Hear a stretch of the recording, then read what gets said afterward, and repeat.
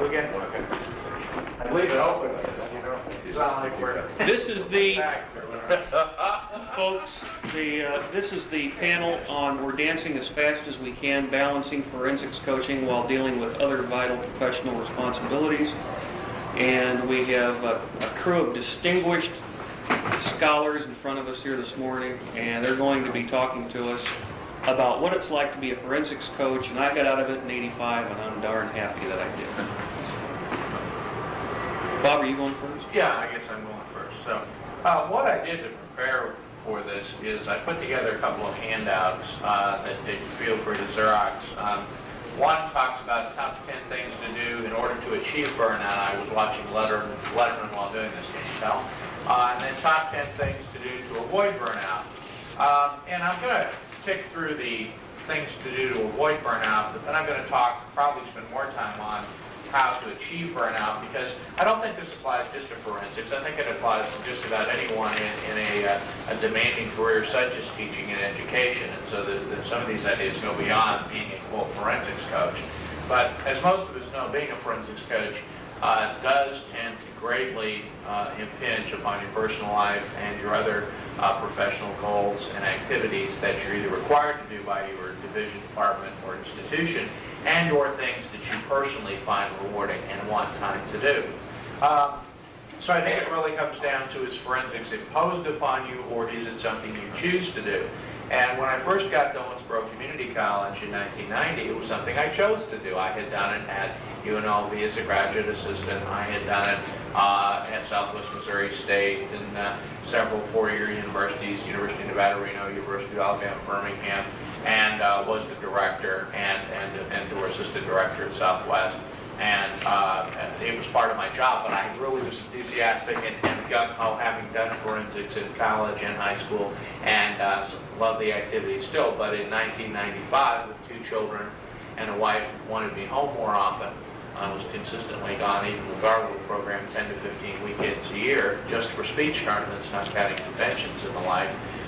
She said, she put her foot down, and it hurt. It was on top of my foot at the time. And she said, you know, you need to consider not doing as much or not doing it all. And I agreed with her, because I was getting burned out. And it was affecting my performance in the classroom. It was affecting my ability to time manage other things I wanted to do, like research and working on a PhD part-time and so forth. So I went into my administration and I said, administration, I'm tenured, so I can say this. You know, I'm not going to do this anymore, okay? And thinking, because it had never been written in stone that I was doing this, I had volunteered to do it, there wouldn't be any problem. They'd kiss me on both cheeks and let me go. Well, no, they didn't. They said, well, our SACS report says we have a forensics program, and you've done so much to make us successful. We need you to keep doing this. And I went, oh. And I went home and found a loaded revolver and pondered life. And then I came back and said, well, is there anything we can do about this? And I said, well, we can negotiate it down. You don't need to do 10 to 15 tournaments a year. You can decide how committed you want to be. And so I took them at their word, and that's what I did. I redefined my commitment.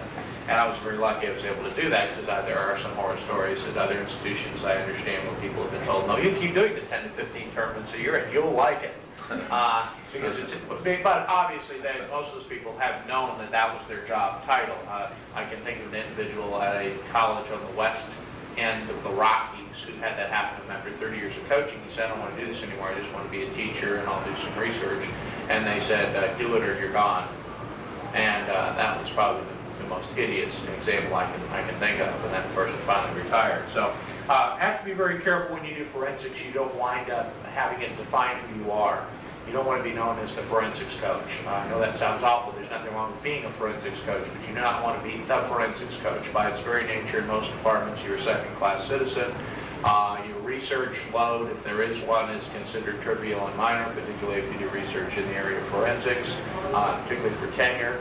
And in addition, it tends to be a situation wherein no matter how well you do at tournaments and such, that may not be the criteria your division or department cares about. So let's look first at the things to do to avoid burnout, because I think most of those are pretty self-explanatory, and yet I can add a little highlight to each one. Number 10, know your personal and professional objectives. That's really important. To thine own self be true. the Bard said it, it is ever true, and that is, know what you want. Too many of us find ourselves in situations where we just sort of, well, someone says, would you like to do this? And you go, yeah, I guess I'll try that. And then after we take a bite, we realize, professionally speaking, it's not what we really want to be or what we want to do. And yet, because we're nice people, each and every one of us, we don't want to say no, and we're afraid to withdraw, and we get caught in an untenable situation where all of a sudden, something that we thought we tried and it just wasn't to our liking suddenly becomes something we're locked into. And that's particularly true with association responsibilities. You're the treasurer, the secretary, the vice president for an organization. I had that happen with our state speech association where I suddenly became, not the statistical, the organization along with one other person for 2 years having to basically, do CPR on it to keep it alive until we can finally get someone who can take it over. And it was resuscitated, and I don't ever want to be in that position again. And it was no one's fault but my own. I didn't say no, and you need to say no. Set personal and professional priorities. I don't think there's any doubt about that. Objectives would be getting a PhD. Priorities are, which do I do first, which do I do second, which do I do third, and in what order. You need to think about that because you can't do everything well. You need to, at different stages of time, you need to decide what is it possible to do. I've dealt with a lot of people who didn't have forensics coaching experience or did not do forensics in college. And a lot of their first question is, well, what should I do, debate or individual events? And I say, well, that's up to you. But my personal bias would be that you should start with IEs because I think they're a little simpler, you're dealing with fewer people, you don't have that team coordinated concept, and if you don't have debate background, it gives you time to get some. You don't have to be a genius to coach debate, but you do need a little background. And the more experience you can get from other coaches and colleagues, the better off you are. Seek help and support from others. You can't do it alone. That's very, very important. I think most of you know that. But if you tend to be a lone wolf, as I often tended to be, and it's changed the last, I'd say, half decade. But early on in my career, I thought I needed to do everything because no one else would do it as well as I was. I was a perfectionist, and I just don't think you can do that. You're clearly going to burn yourself out. And second of all, it's fun to do things with other people. It's a lot more fun to write those papers together with other people or get other people to work with you on a project than it is to be by yourself. Number 7, which this is very specific to forensics, recruit through word of mouth and publicity. Don't hide your light under a bushel. If you're one of these people that, well, you went to a tournament, your students did really well, and you go, well, I'm really tired from the trip, I'm not going to write a press release. Do it right then when you're exhausted because you never remember more of the details and get it out. It'll be fresher in the minds of your administrators. It's good for fundraising, but it's also good for students. The students don't know what forensics is. They don't know what the speech team is if they've never had experience, but they do like awards. They do like going sometimes to exotic places, and something that is positive, that shines a positive light on your institution is a good thing. And it needs to be done. Don't be embarrassed about trumpeting your success, your team's success. If you can make it clear it's the team's success, not yours, but you still had something to do with it. You drove the van, or you coached, or you did something. They didn't get there by themselves. Number 6, solicit fiscal support and justify increases in advance. That's really important. If you want to go to nationals, don't allow your team's performance during the year to be the sole measurement of whether you're going to nationals. Make that the goal of the team, or hopefully get the team members to agree that that's a goal. We want to go to NFA, we want to go to FireOpod, and then try to justify that funding in advance. Because if you make it contingent on how well your students do during the year, and you just maybe have 1 or 2 students, then you'll not get the money. Whereas if you ask early in the year when funds are fresh and enthusiasm is fresh for these kinds of things, you're more likely to be successful in getting the money. Whereas if you go up the week before nationals and go, we want to go to nationals, you have an extra $1,000 or an extra couple of grand. And I learned that the hard way. Well, we want to go to nationals. Well, too bad, we don't have the money. Well, okay, what if we do it ourselves and get reimbursed? Always better to pre-plan. Okay, number 5, set realistic team goals and objectives. Teaching and coaching at a community college, I had to change my objectives from coaching in a 4-year environment, because in a 4-year environment I had kids, many kids anyway, not always, with experience, background from the high school programs, and or they had already competed if I came in with the program I was coaching in. And that's a big benefit, that at OCC at Owensboro we have no feeder programs in our immediate area. Henderson County is 30 miles away, and they have a high school program. Very important to set goals that are not,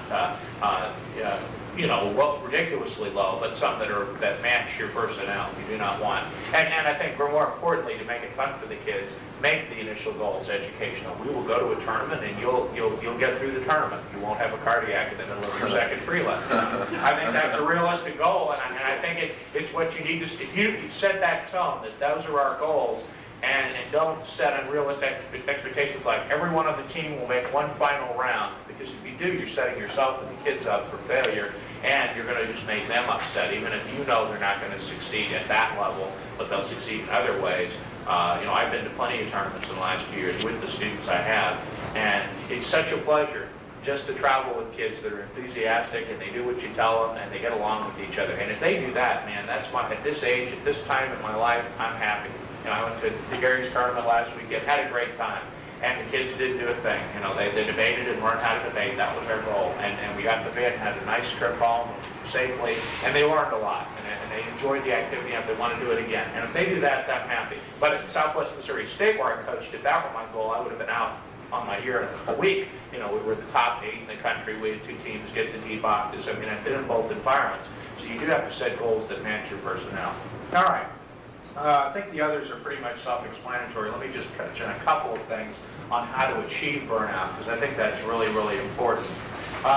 It's absolutely critical, I think, if forensics is to grow and thrive at the college level, that more programs, particularly new-flung programs, begin to find places where they can emphasize educational and social development of students over competitive success. Not everybody, there are only so many winners that you can have, unless you go to tournaments where everybody gets a certificate, which we happen to go to some of those. The Novice Debate Association is an example of such. But generally speaking, you're going to have tournaments where your students are not going to win trophies and awards, and it's actually critical to de-emphasize that, not only for you, but for your department. I've been in departments where if we didn't bring home trophies, they started giving you, looking askance at you and giving you a dirty look. Look, we don't treat the publishing and research faculty that way. Where's the journal article? You were home all weekend, didn't get that chapter done in the dissertation, huh? Okay, we'll reconsider your position in this department. Why should the forensic coach be any different? Why should you be evaluated on a tournament-by-tournament basis or even a season-by-season basis?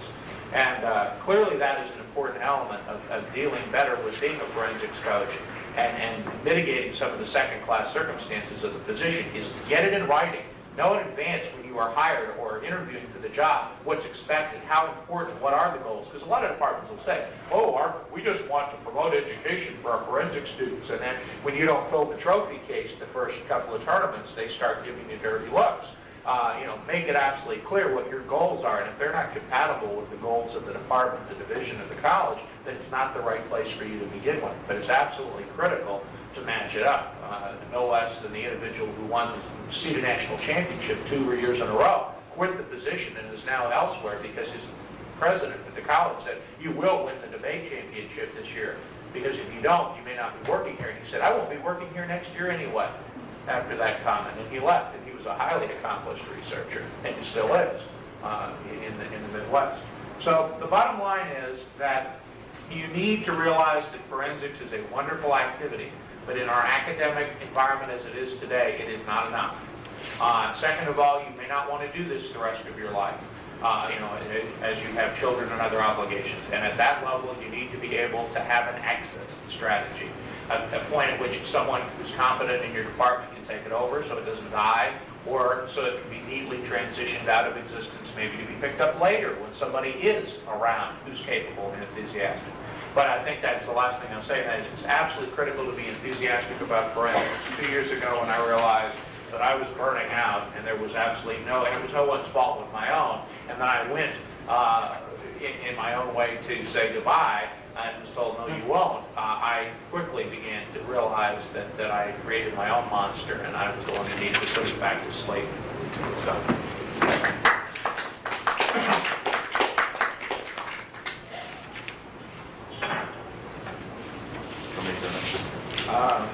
Who's next on the list? Well, I've got the thing right. According to my schedule, it's me. Next is Oscar goes Gary Deaton. Talking about taking it 1 year at a time. In 1987, I finished my master's degree at Miami University in Oxford, Ohio, and I began to look for jobs. And I found out through the debate coach at the time at Miami, Jack Rhodes, that Transylvania University was looking for someone to replace their debate coach, who had really always wanted to be a researcher and not a forensics coach, and had found a job that would allow not only himself, but himself and his wife, who was also a communication scholar and wanted a research position, to both go to the same school at Cleveland State University and begin teaching there. Unfortunately, he hadn't been extended this offer until April, and so the school pretty much already made plans that he would be back in the following year, and he let them know that he would do whatever he could to help them find somebody. So he contacted Jack Rhodes, Jack Rhodes contacted me, and the next thing I knew, I was in Lexington, Kentucky interviewing for this position. My wife had asked me, why would you want to go to this interview? You know you're not going to take this job. And I said, well, you never know. Interviewing experience could be good, and maybe I'll be really interested in the job, and we'll find out it's what we want to do. So as it happens, they extended an offer to me, and my wife and I, being believers in the power of prayer, prayed about whether this is the thing that we should do, and found that we got some messages we felt like were pretty clear indications that it was the right thing to do. And so I came to Transylvania with this assurance in mind. It's 1 year, buddy, and only 1 year. And they told me this at least 10 times. I guess the dean wanted to make sure that when that year was over and they let me go, that I wouldn't sue them and say they had made some kind of promise. And so he wanted to make it very clear. And I know it was at least 10 times he reinformed me that this is what was going to happen. Well, I'm now preparing to sign my 9th one-year contract at Transylvania University. And that's been a combination of providence, hard work, and just some good fortune. In the novel Galapagos, Kurt Vonnegut says that it was simple flip of a coin that the father of all of the rest of humanity was Adolf von Kleist and not his brother Siegfried, who was infected with Huntington's chorea. And sometimes it seems like it's just a flip of a coin that determines what happens to us, and I sometimes wonder if that's not the situation with this job. At any rate, when I arrived at Transylvania, the responsibilities were to teach 5 classes a year and to coach debate. And it wasn't long into the first semester that I was approached by a couple of students who were in one of my classes and said, we would like to do individual events, would you coach us? And I said, sure, why not? And so we began to have debate and individual events. Well, by the end of that year, our individual events team consisted of 5 people, and we had qualified 6 slots for NFA Nationals. And I did what Bob was just talking about. I went to the dean, and I said, you know, I spent our budget without any thought of the possibility we might go to this national tournament, and we have qualified these young people to go to this tournament, and we would like to go. It's in Phoenix, Arizona, or Tempe, Arizona, and we like money, so we could do this. What do you think? And he said, well, you know, our basketball team qualified to go to the national tournament. They didn't have any budget money left either, and so we sent them to Kansas City. It wouldn't be very fair if we paid for our athletic teams to do something like this and not provide that for an academic program. And I said, you're exactly right. Never heard a better argument. And so he provided an extra couple $1,000s for us to go to this tournament in Tempe. My biggest disappointment since then has been NFA has not gone back to Tempe, which I can't figure out. Why aren't we, going to these places like that? One of my first-year students that year went to that tournament. His senior year, and this is not meant to be a slight on Marshall University, but it was in Huntington, West Virginia. And he was like, I can't believe it. I'm going 3 hours from home for my senior year NFA Nationals. At any rate, that's kind of the beginning of this story. And what I want to talk about, though, is so how do you deal with this year-to-year process in a forensics program? And I think that it comes down to 4 things, and that is dealing with questions of context, the extra efforts that are requested, being aware of the shifting sand of requirements, and finally some tips that I'd like to offer that really link very well with what Bob suggested.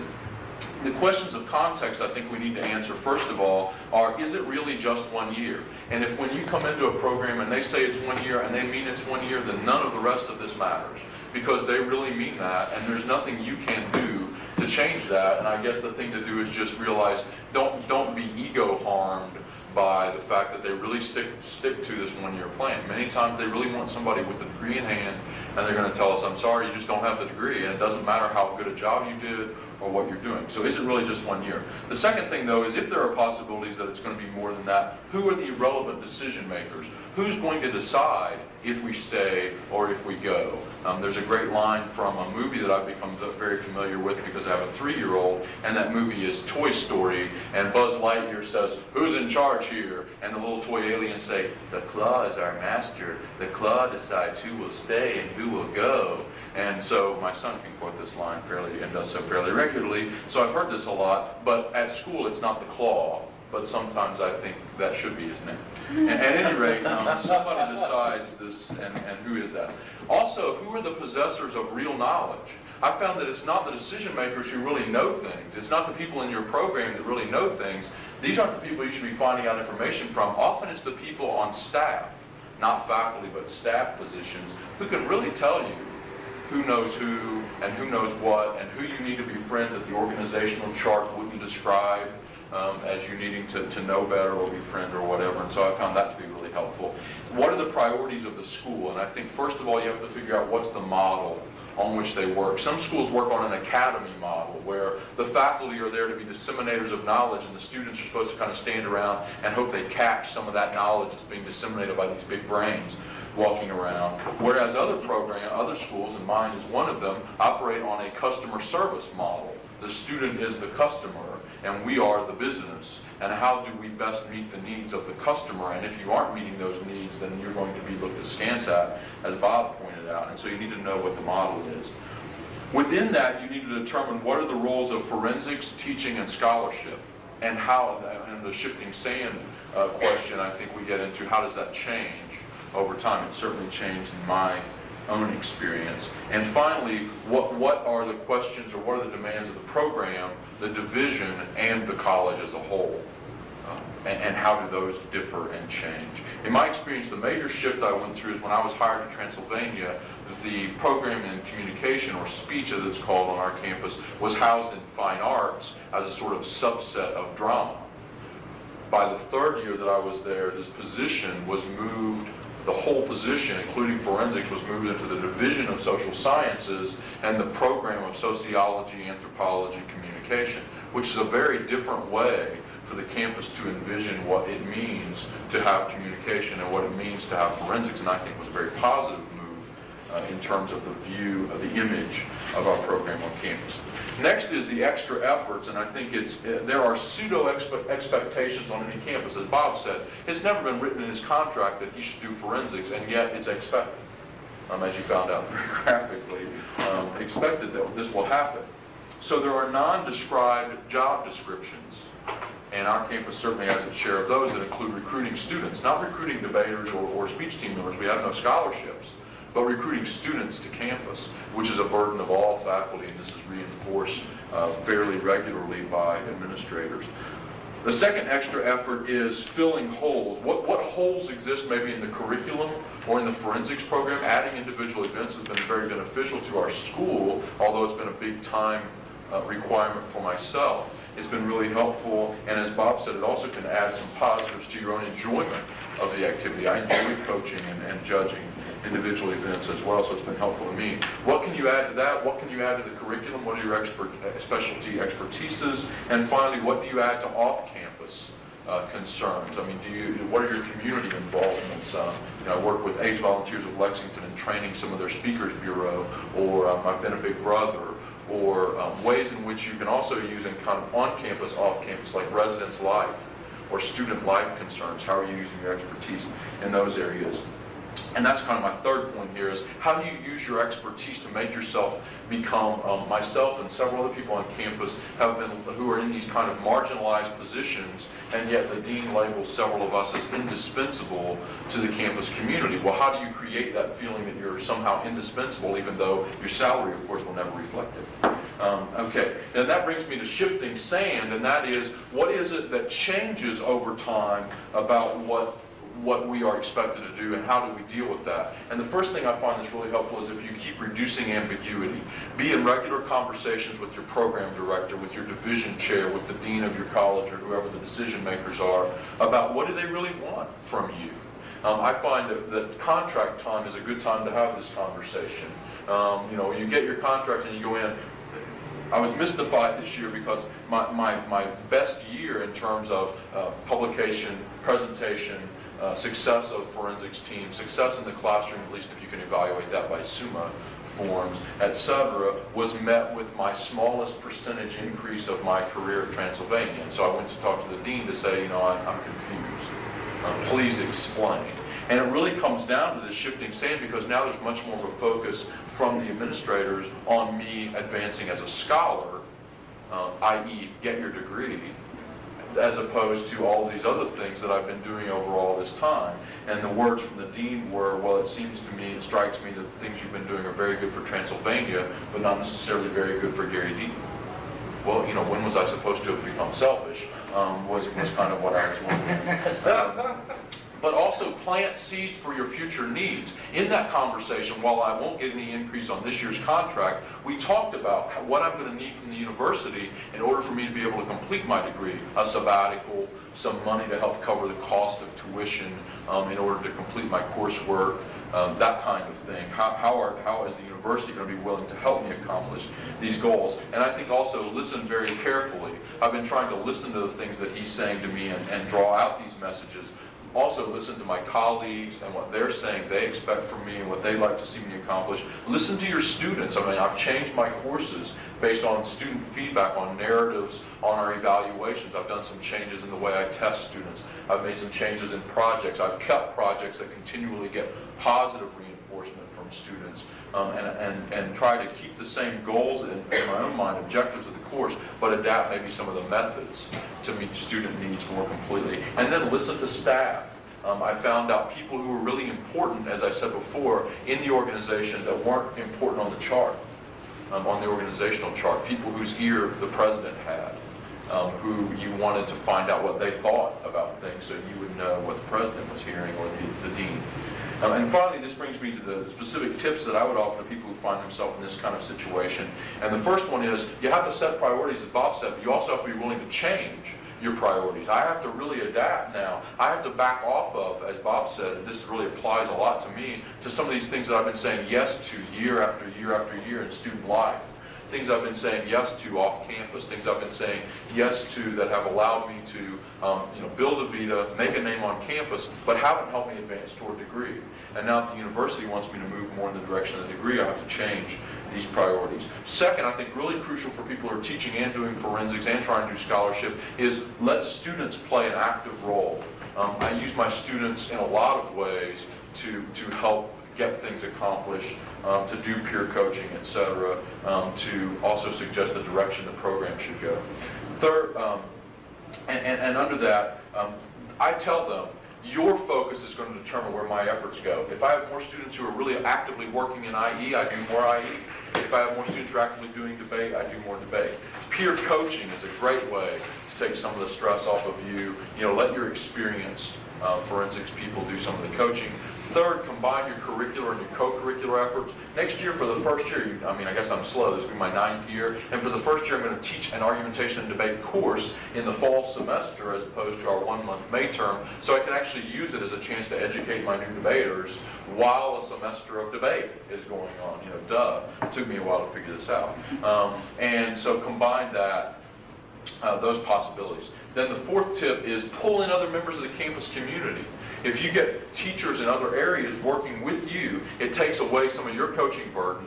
It lets them know you value their expertise. It lets them see what you do.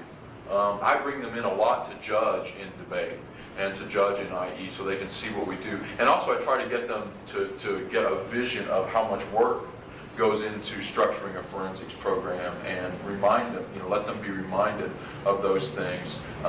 And I think those are all very helpful. And finally, and this links directly to something Bob said, publicize your successes appropriately. We happen to have a newsletter that goes out to the whole campus called Columns. Excellent place to publicize success of the forensics team without feeling like you're tooting your own horn. The message goes out from the division chair or the program director, and then also use the campus newspaper. Some of my students are writing things for our campus newspaper about our successes. So I'm not writing these things, but it's a positive way to publicize our success.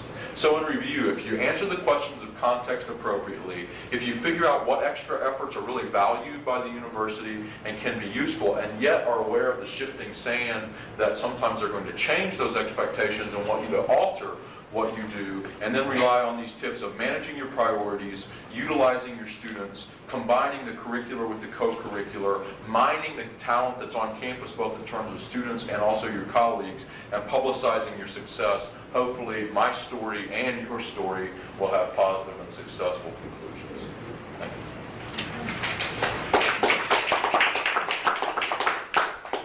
Okay, slaying the dragon with which hand?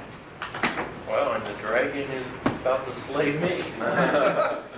Wheel time. I want to first off start by telling you about where my position is now. I'm in a tenure-track position at Northern Kentucky University. When I first took the position, I was only on a one-year contract, just like Gary, from 1989 to 1990. They liked my work, and so when they advertised for the position, they built the description of the position around me. The description of the position said that the person had to be in a PhD program, and they had to complete the PhD before they could apply for tenure. Naturally, of course, I applied for the job, received the position, and that's brought me up almost now to 7 years, which I'm ready to apply for tenure. I'm under some severe constraints. I have to complete the PhD before August of this year. Otherwise, I will not be able to apply for tenure because my contract simply states PhD must be completed before tenure. Now, along with the obligations of meeting my contract, I have to maintain teaching load, show continually the department wants scholarship, they want service, both university and departmental, they want service to the community, and maintain the forensics position, which is what I was hired for. So there's a lot of constraints coming in from varying directions. Not to say that NKU is a bad place to work, and I want to forward this, that Northern Kentucky University has done some very special favors for me.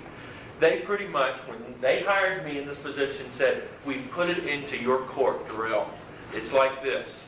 If you don't meet the deadlines or the constraints of the contract, you have no one else to blame but us. We like you. We want you to stay. But you've got to meet the constraints set forth in order to get tenure. And so that's where we start.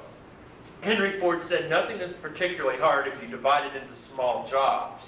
Well, let me tell you, that's exactly what I have done. And over the past 7 years and working towards this degree, I have tried to break it up into small jobs.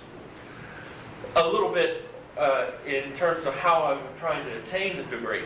Wayne State University in Detroit, where I'm working presently to complete the PhD, was good enough to work with me on the degree on a part-time basis. I started out teaching in the regular full year, would go to Detroit for the summer, spend my wonderful summers in the Motor City, working on the degree, come back to Cincinnati, teach at Northern Kentucky University, then back to Detroit. I've done this for 5 years.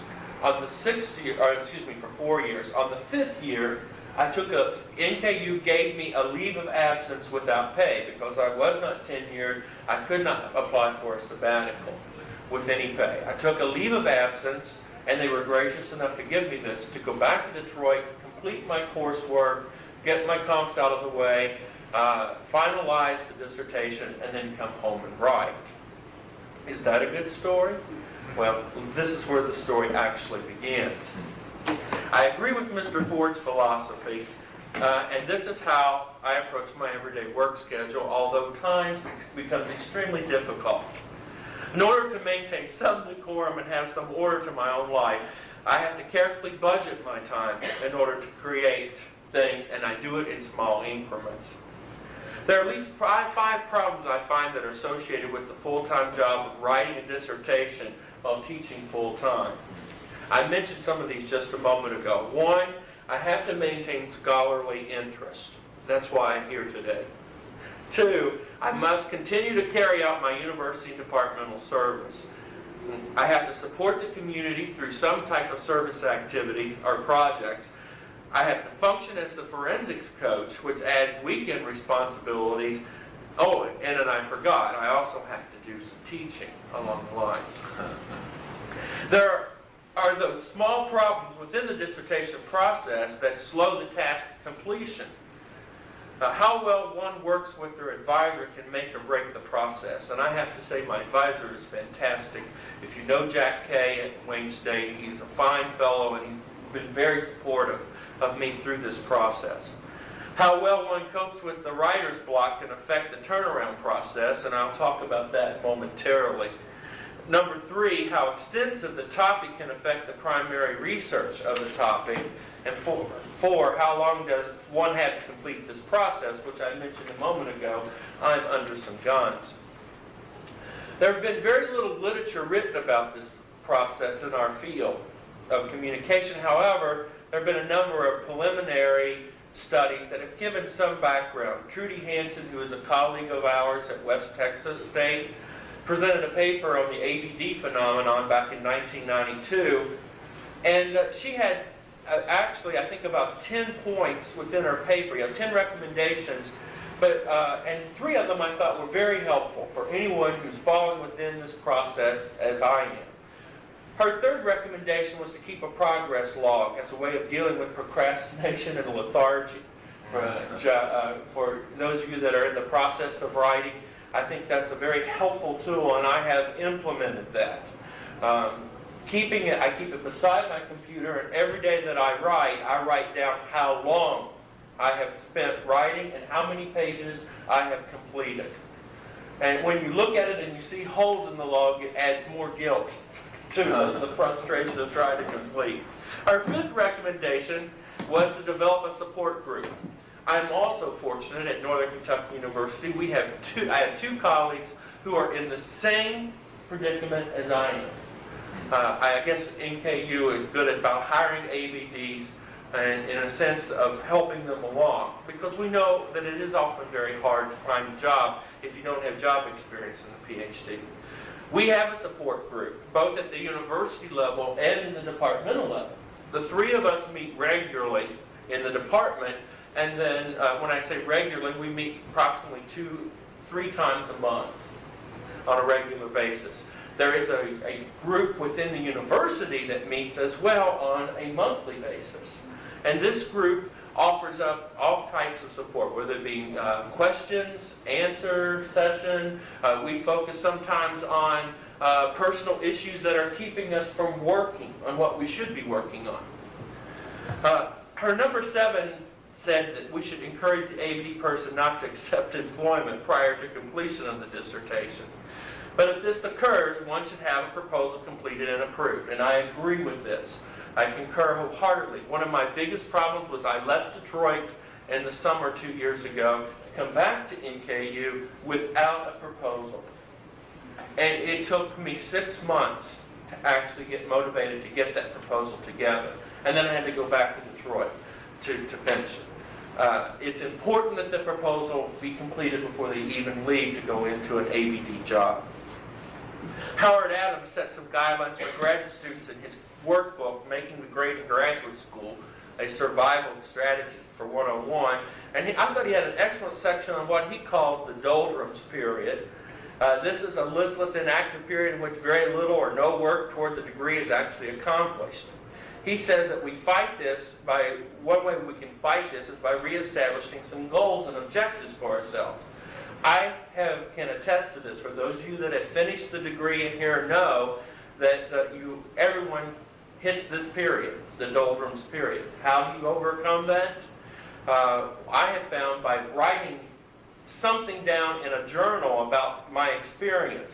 Along with my log, the second half of it, I have a journal. And on such and such day, I had writer's block, or I had this coming up. I just ran the bi-province for Pi Kappa Delta at my school. 2 weeks before that, I ran a tournament a regional tournament. Kept me from working for that whole block of time because I had other commitments. I documented why. Now, whether or not it's making excuses for myself, I don't know. It still, I think, legitimizes why I have not made some progress. The April 1991 issue of the ACA Bulletin has 3 superb articles on the ABD phenomenon. For those of you that are out there floating around, you may be interested in looking at this. I'll highlight them very quickly. The first article, entitled Full-Time Teaching and the ABD Phenomenon, found that if the candidate has a positive rapport with their chair, they were less likely to have problems with completing the degree. Now, what I mean by chair is not chair of the department, but chair of their committee. That it's the chair who's going to make or break the success of the degree and the facilitating of the degree. And that it's important as ABD candidates to work very closely with that chair and pick someone that we feel comfortable with. Second article, entitled Misery Loves Company and Other Important Functions of the Dissertation Support Group, had a list of 16 items that dissertation support group should incorporate. And I pulled out 3 because these are 3 that we offer in our own little support groups on campus, and I think they're helpful. It's important as a support group, if you are able to find one, to emphasize individual support. For each person that's there, you're there to help them. Secondly, establish some guidelines of confidentiality because, believe it or not, in those support groups, issues come up that are a lot more important than, are things that really shouldn't be discussed openly. I know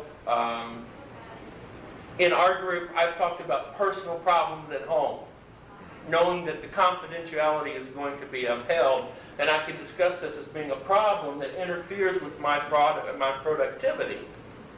And allow the group to determine the frequency of meeting and the focus of the meeting. And establish that focus before you dismiss each meeting. Our next meeting, we will focus on how we can increase productivity in our meet deadlines. And everyone brings ideas forth within that. The third article was entitled Lonely Days and Lonely Nights, Completing the Doctoral Dissertation. And this was actually a survey. The author determined that the greatest barriers to the dissertation completion were A, the job-related pressures I just mentioned. B, setting aside time to work on the damn thing. And C, one's own perfectionism, believe it or not. You know, the fact that we can never be perfect with it. I know with my lit review in my second chapter, I fooled with it forever, and finally I said, you know, you just can't cover everything. So what can we conclude from all this? Well, first, the way I see it, everyone who is teaching with an ABD status is basically in the same predicament and probably have heard all of these same things. Or those that have completed know this as well. The literature is telling us what we already know. So maybe I should listen and share some of those suggestions with myself. If you haven't picked up your copy of how to complete the dissertation, survive a doctoral dissertation, I'm trying to think of what the guy's name is. I have it. You know, it's a great book. I have it in my bibliography. Where is it? Sternberg. If you haven't picked up a copy of his book, it's a fantastic book, a great support, and it's a good place to start reading. Finally, if you were not keeping a planner before now, it's time. Plan your time wisely. Just say no. Friends don't let friends not complete their dissertation on time. Take one job at a time. Just a final note. We're all not assembling automobiles. We're assembling dissertations.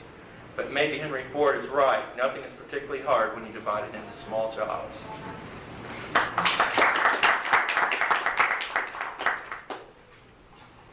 Putting the program together probably would have been intelligent if I put Verlaine first, given the chronology. But we'll go from somebody who's under the gun to someone who's just purchased a gun. Blank slate with Verlaine McDonald. Is gun evolution, sir.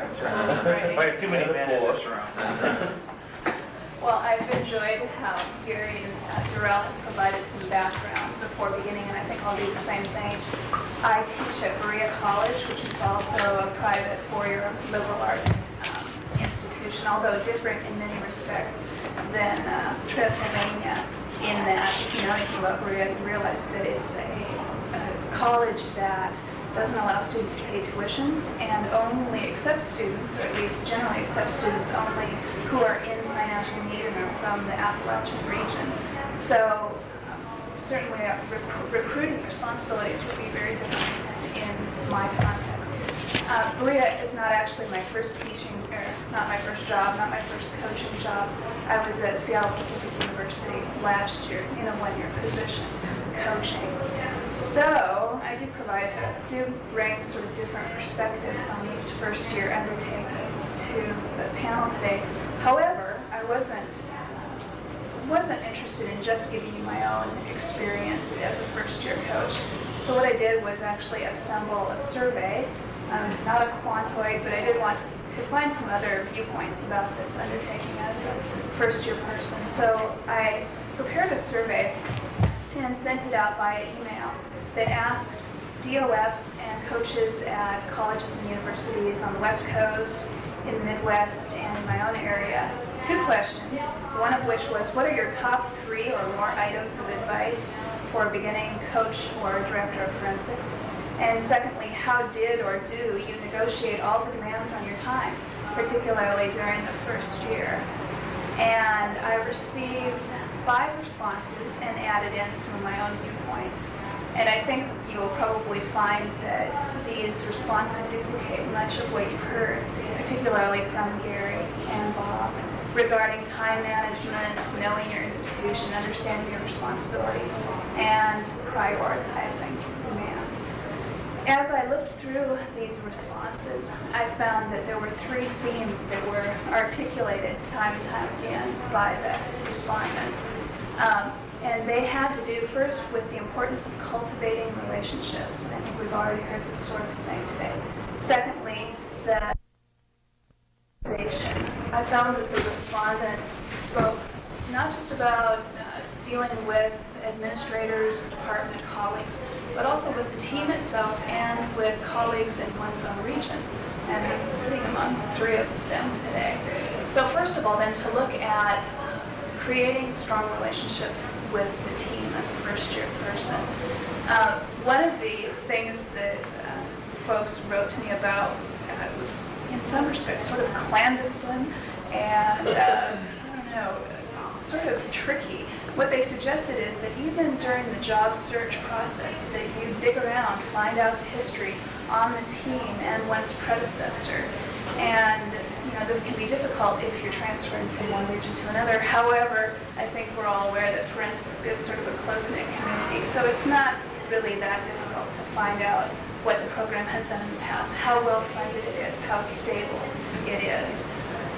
A couple of respondents especially underscored the importance of finding out who was in the position before you.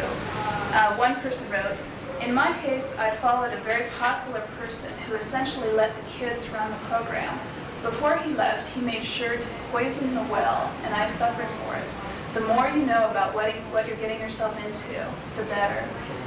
The author of this response suggested that you use whatever tools are at your disposal to find out what sort of program it is that you're endeavoring to join. She says, do this even before you accept the position if possible, but definitely before the beginning of the school term. Another respondent echoed this idea, and she said that she has now directed the program at her university for more than 4 years and is only now beginning to feel that it's hers, so to speak. They said sometimes the best thing you can do as a new coach is recognize that the transition will take time. Sometimes we do have to bide our time and just wait. The way they phrased it was waiting for members of the previous administration to graduate, even as some of the new folks are coming up through the ranks. And I think probably most of us can recognize the sense in that. However, they also point out to me in their responses that even though you may be sort of the new kid on the block, it's never too early to start creating a team ethos, to start building a sense of values in the team that you can support. And I had different recommendations on how this can be done. But most of the respondents suggested that even as you first meet with the team, it's important to flesh out your stance, your understanding, your philosophy of forensics. Just as some of us find ourselves doing in job interviews when folks say, what is your philosophy of forensics? I think that a different version of that can be helpful in allowing the team to see where it is that you're coming from and where you'd like to take them. However, I think that something that's been mentioned up to this point is also important, and that is allowing the students to have input, to empower them to direct the team's direction, to have input on the team's direction, rather. And that's something that I think we each have to determine what our management style is, so to speak. But in many cases, it's useful, I think, to give the student competitors a voice as well. Now, moving on then to cultivating relationships in the region. This came through in several of my responses as well, particularly from two people who had moved from one region to another one. And that is to contact folks who you might not already know from conventions and just through the grapevine, but to find out what it is you need to know about competition in that region. And this might be one of those sources by which you can do a little detective work about the position that you're considering taking or that you have just taken, to sort of find out possibly what the politics are or what has been the history of that particular team. So this is something that's also crucial, and perhaps something that many of us would do naturally to try to reach out and build some bridges, but nonetheless important to remember. Moving back to the more local level, it's crucial, as all three gentlemen have already indicated, to have strong connections within one's department, because whether you're planning not to stay with forensics forever or just to make the viability of the program all that much stronger, I think it's important to connect with people in the department. Once again, finding out as much about their expectations up front as possible is crucial. Good advice for faculty in any discipline, I think, but particularly for coaches. What does your department, first of all, understand forensics to be, if they understand it at all? One of my respondents noted that although she was in her fourth year at her university, which has a fairly strong forensics program, she said that some of her peers in the department, quote, still don't understand or care to understand what she does. So I think finding out what their level of knowledge is, what their degree of support for the program is crucial for a first-year person. Once again, sometimes difficult to do, requiring finesse, but possible. One other respondent said that it's important to find out what your university, or particularly your department's expectations are for what he called the standard teaching, research, and service categories. And he recommended, if possible, getting this spelled out in paper. How do they see forensics fitting into that structure? Is it teaching? Is it service? Is it something else? Just how many committees do they expect, or if they'll even specify, how many committees do they see you needing to sit on in order to receive tenure? Is research, I think as Bob was saying, is research just in the forensics journals? Maybe I shouldn't say just, but is that seen as legitimate research, or do you need to be publishing elsewhere? These are important things to ascertain as quickly as possible, because as we all know, time flies by, and if publishing in Jaffa is not going to be significant, then you need to know that in advance. So then, fourthly, under my first point about cultivating relationships is those administrators who we've already talked about, and sometimes staff members as well. Forging relationships with them, creating an image of what forensics is and does is very important.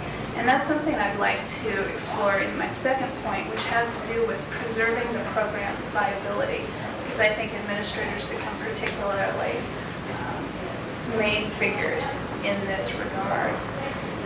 It's not news to any of you that there's an increasing degree of budget austerity out there in higher education, and that programs in communication education are often quick to come under fire.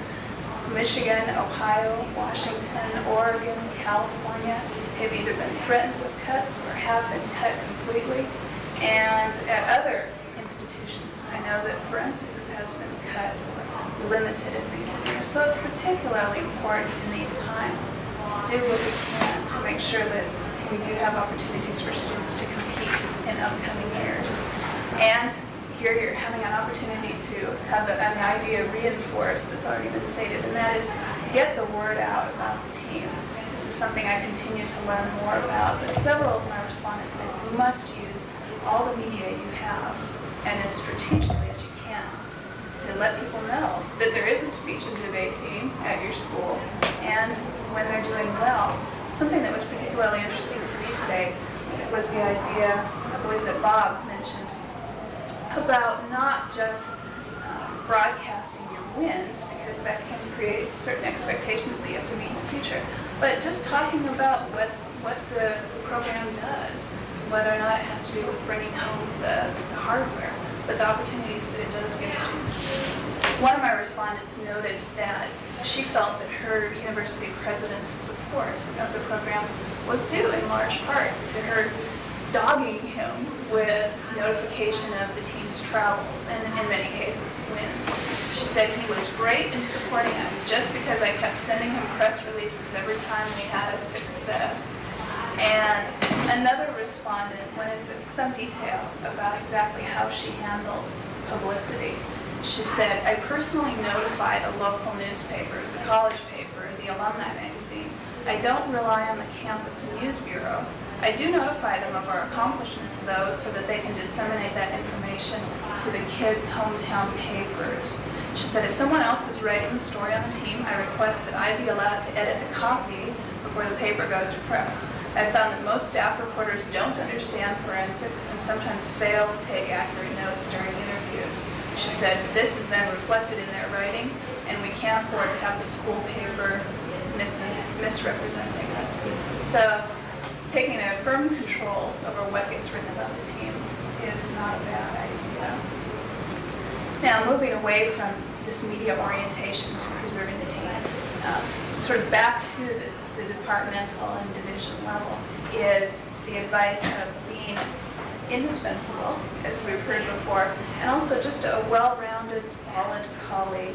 One of my survey respondents said that this was the most important thing she could think of. She recommended in capital letters being a good, productive, helpful, and friendly faculty member.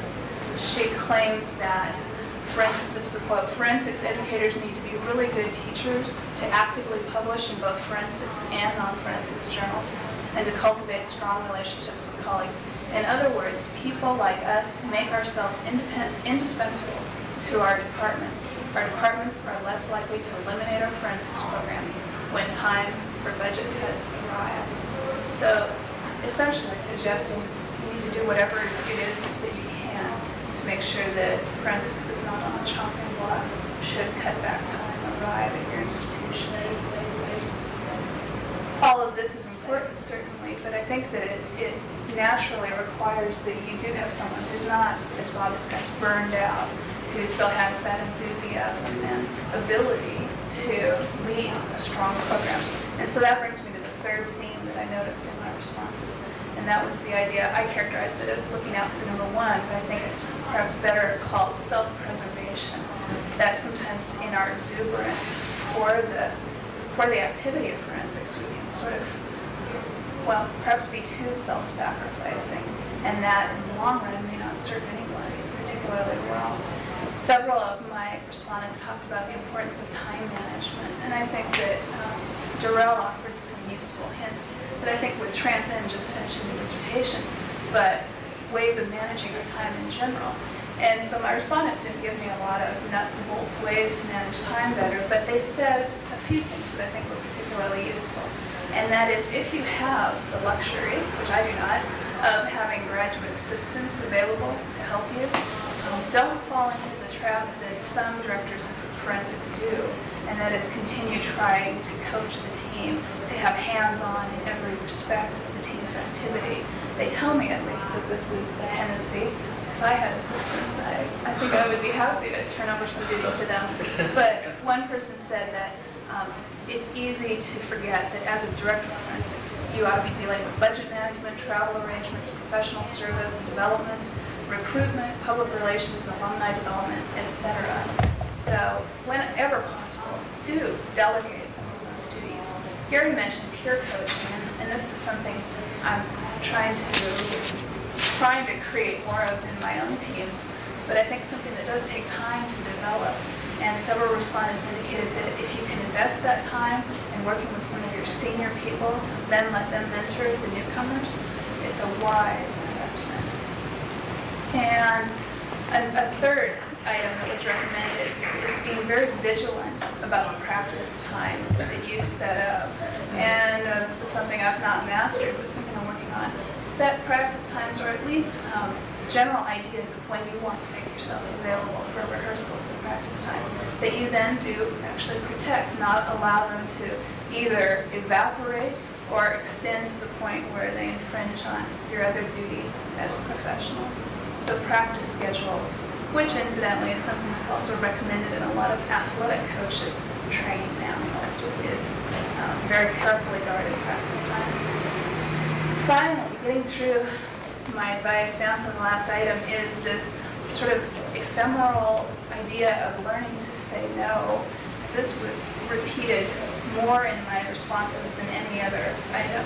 And that is somehow learning to either delegate or simply reject all of those kind offers that are made in higher education for increased service or committee work or advising or being on task force or whatever the case may be. Now, I think that it's easy for folks who have tenure to tell those of us who do not that it's important to say no.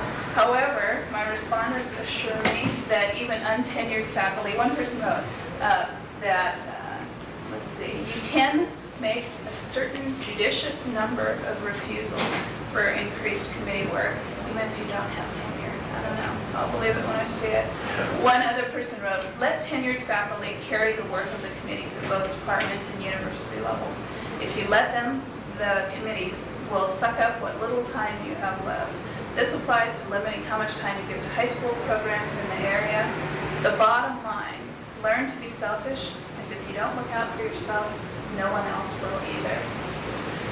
And that was how one respondent concluded his remarks. And in many respects, I thought that was a sort of cynical statement. If you don't look out for yourself, no one else will. But the more I think about it, the more I notice the rest of the responses. I found that that was a resounding theme, and I took that as an important statement from these folks, that because perhaps we do support the activity of forensics so much, because maybe in some cases we do tend to live a little vicariously through those students, which, as Bob pointed out, is not a good thing. But because we do support what we do and what the students do so much, it is easy to sort of lose that priority on making sure that their coach or their director is in good enough shape to assist them. And I think that is a mistake. So to conclude then, I think, again, the responses I noticed, or the themes in the responses that I found, were this idea of finding out who you need to create strong relationships with. I thought Gary's point about sometimes overlooking these staff positions who can be very useful was a good one. So at whatever level, administrative, departmental, with the team, do forge those strong relationships as early as you can. Secondly, then, find out what it is through relationship cultivation or some other avenue that will make sure your program is around next year and in the future. And then finally, do take care of yourself even in the midst of all the other priorities that we need to set. So, thank you.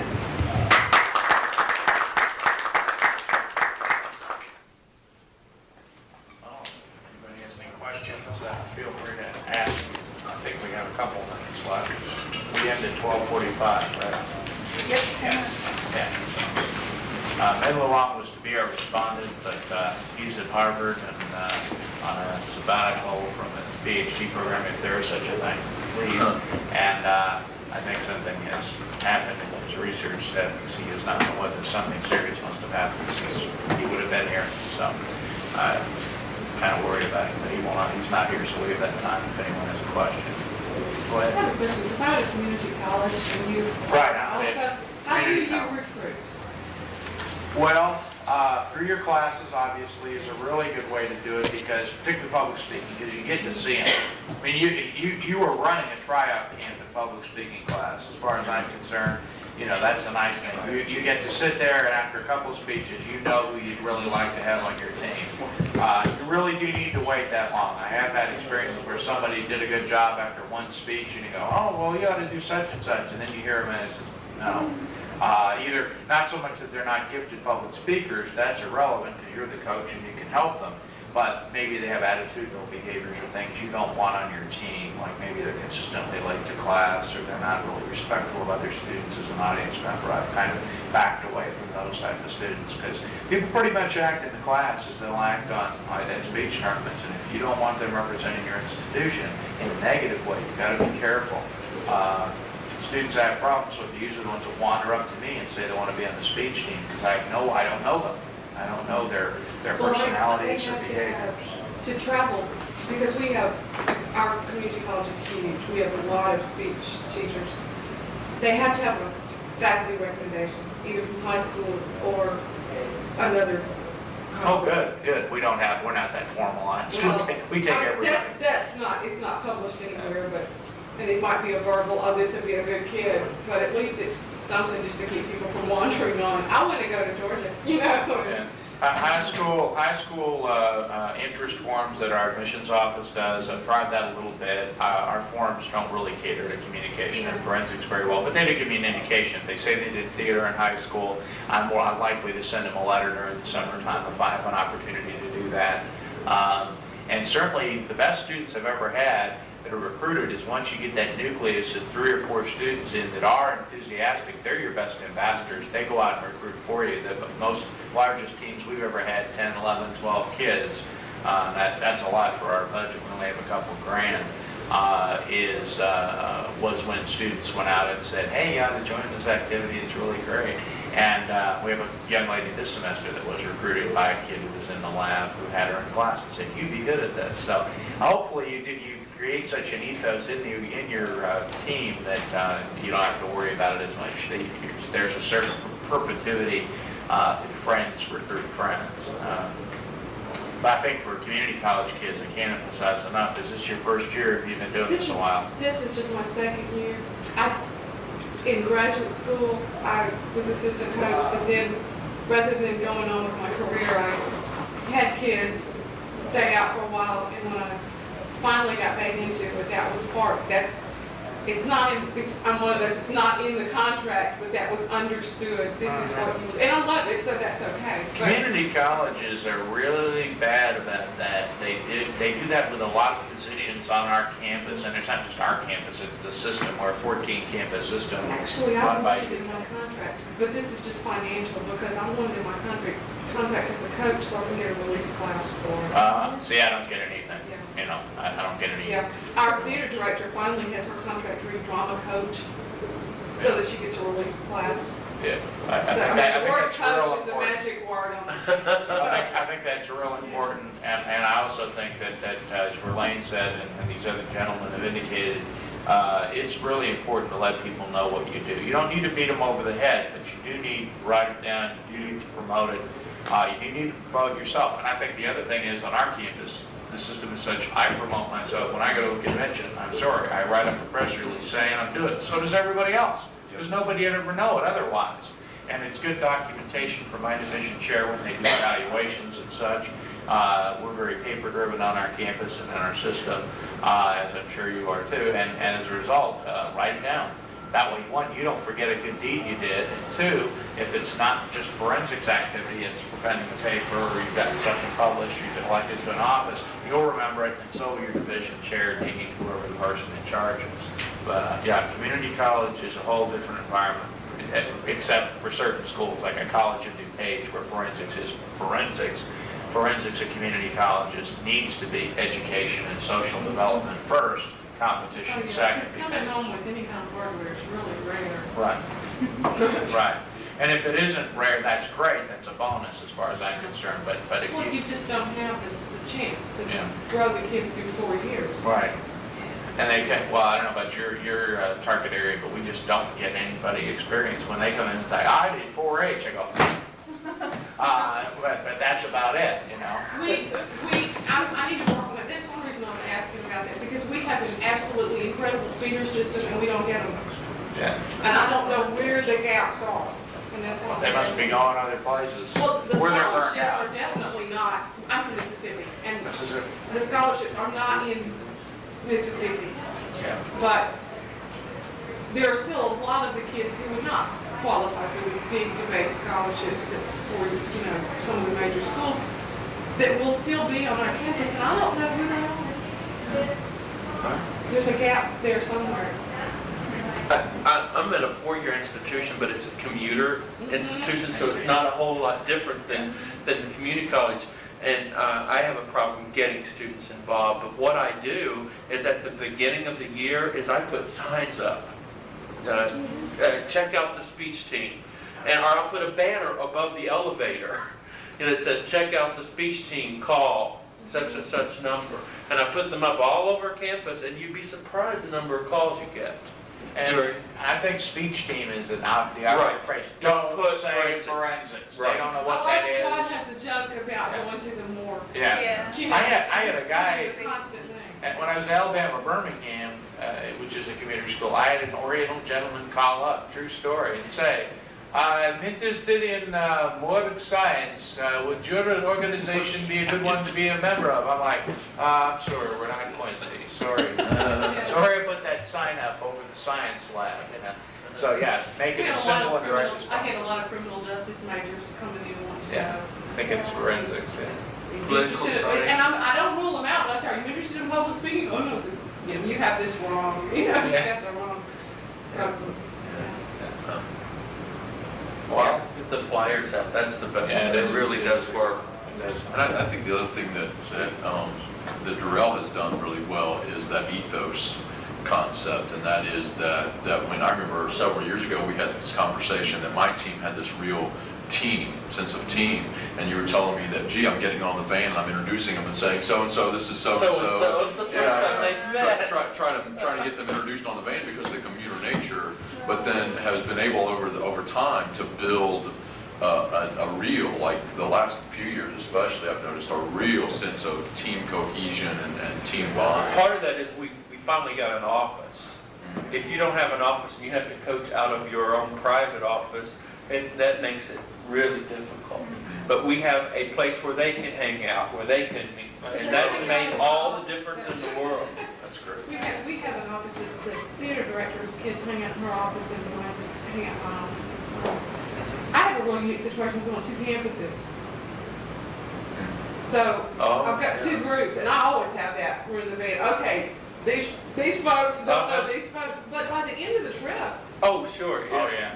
They because I learn. don't segregate them like rooming and all. And so they know each other real well. One thing I found too, I was just getting to know the team. I didn't do this deliberately, but I have a real problem if I'm driving very far. I tend to get sleepy. So one team rule is someone sits in the front seat who will talk to me. That's Right. good. And so they sit there and just tell me everything they can tell me about themselves because they try to think something sad. Bob and I used to roll the windows down on the UNLV van and smoke cigars. Before the smoking craze. That's right.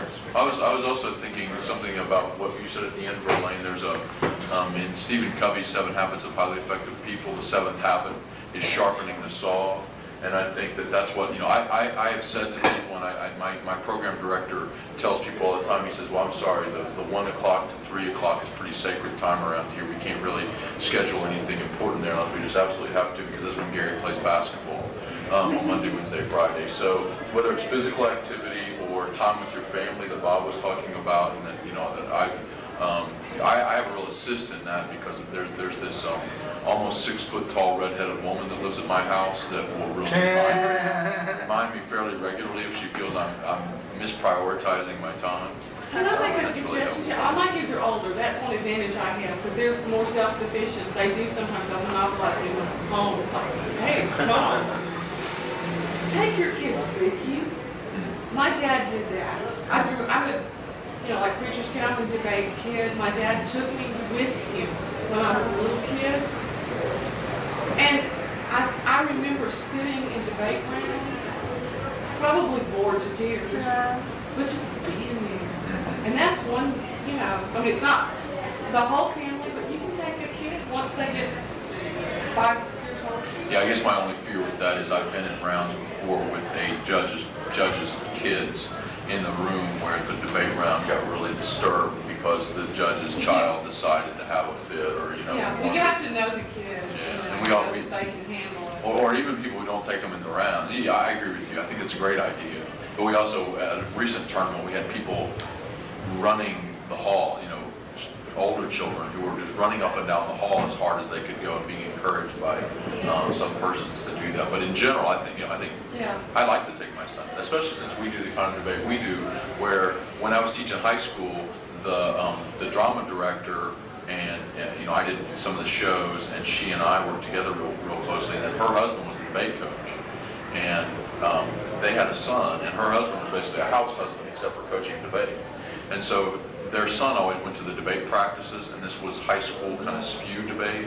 And so as he was learning to speak, there was a period of time where he would be doing this gibberish, but he would have his finger going just like this, and he would be talking about 100 miles an hour, and you had no idea what he was saying. But I don't think doing the language acquisition. No, I was. But I think what you're They have to suggesting. have some kind of attention span. Yeah, I think you know, what you're suggesting is a good But idea. I'm not saying let them run the rules. I haven't really experienced that with people bringing kids, at least not where they were. Well, it's only happened a couple times. obnoxiously in the way. I've seen it work real well too, so I think it's a great suggestion. Yeah. I just know, just as a kid who grew up with Yeah. that, it really meant, and probably influenced the career direction. Yeah. Where are you from, Mississippi? High Community College. Well, it's all over Jackson.